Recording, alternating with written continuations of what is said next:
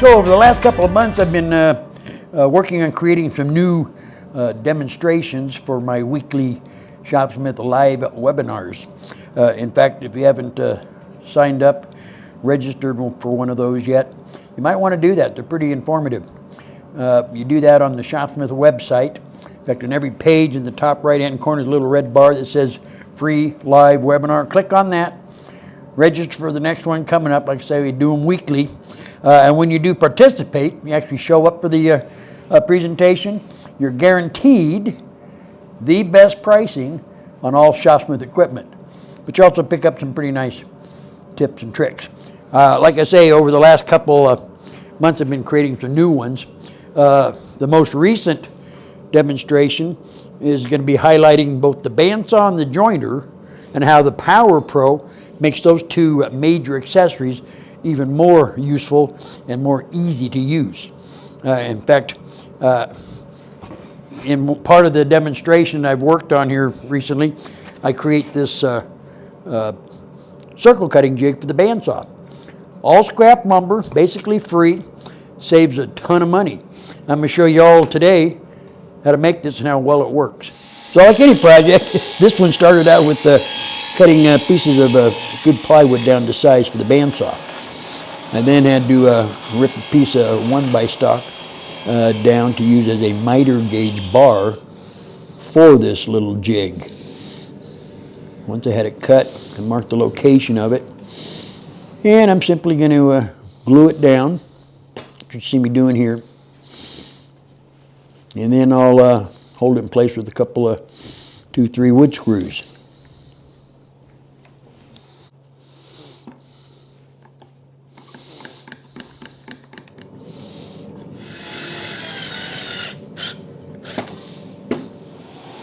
I then trimmed the front edge of that miter gauge bar flush with the plywood panel. This jig also requires a stop block for the front side of the jig, so I glued and screwed that on as well. So this is where the Power Pro comes in real handy. I'm getting ready to do a quick little cut in our circle cutting jig. So bandsaw, 1/4-inch blade, plywood, so soft, 1050. Hit start, we're ready to go. And what I'm going to do is bring this in,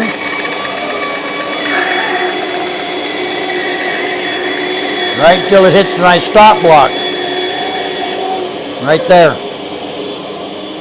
Shut the machine off.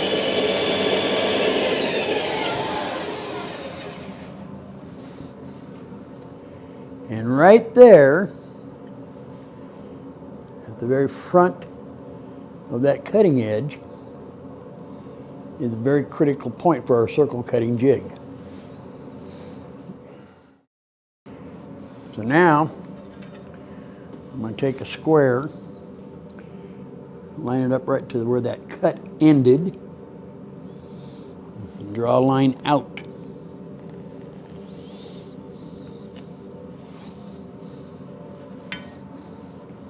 From here, I can now determine exactly the diameter of the circles that I want. If I need a 6-inch diameter circle, I need 3-inch diameters. I'm marking 3-inch. I'll put 6. If I need an 8-inch, obviously that'd be 4.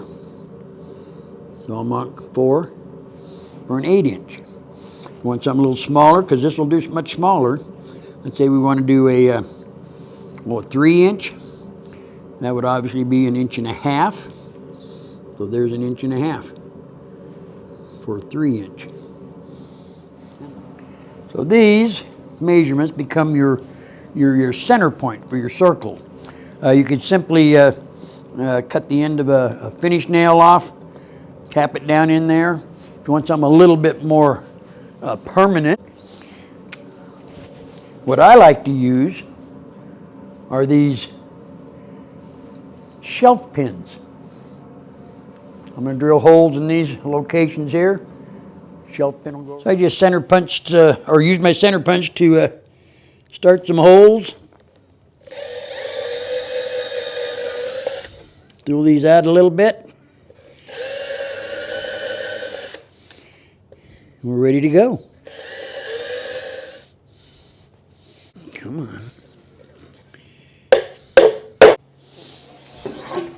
You notice if you set this all up right, your jig will slide right back into the same location. So this is where it gets fun. Grab the material you're going to cut circles out of and mark the center points. Go all the way across.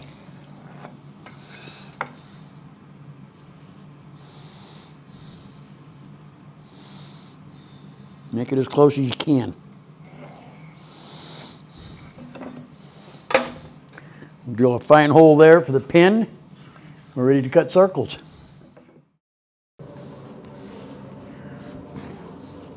When you're actually ready to start cutting circles, take your material.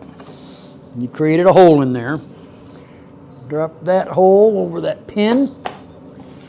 And we're going to feed this in until it can't go anymore, until the jig itself hits the stop block. Then we cut circles.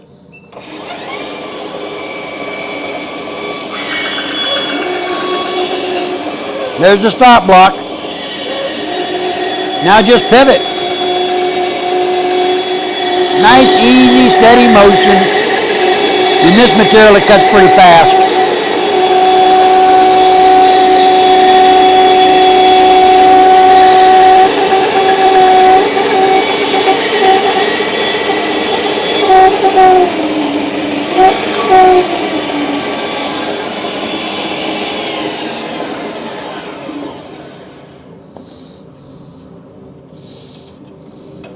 About as quick and simple as it gets right there. A perfect 6-inch diameter circle. How do I know it's perfect? Take a scale and measure it.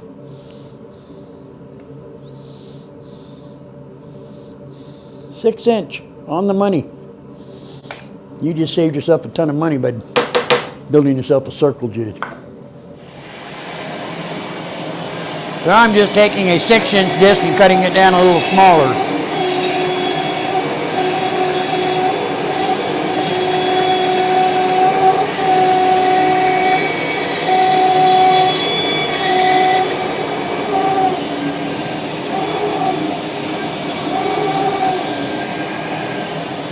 We're done. Literally any size hole can be cut using this one jig. Look at that.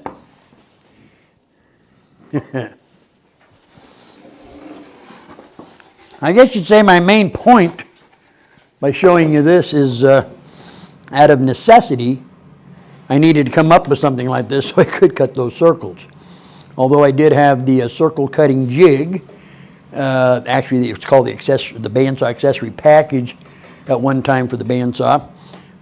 At the price of those today, I thought this would probably be a little bit better solution. It worked really, really well. All made out of scrap lumber. End result, well, the proof is in the pudding. It works fantastic. Give it a try. For now, I'm Mike Young, and this is today's Shopsmith.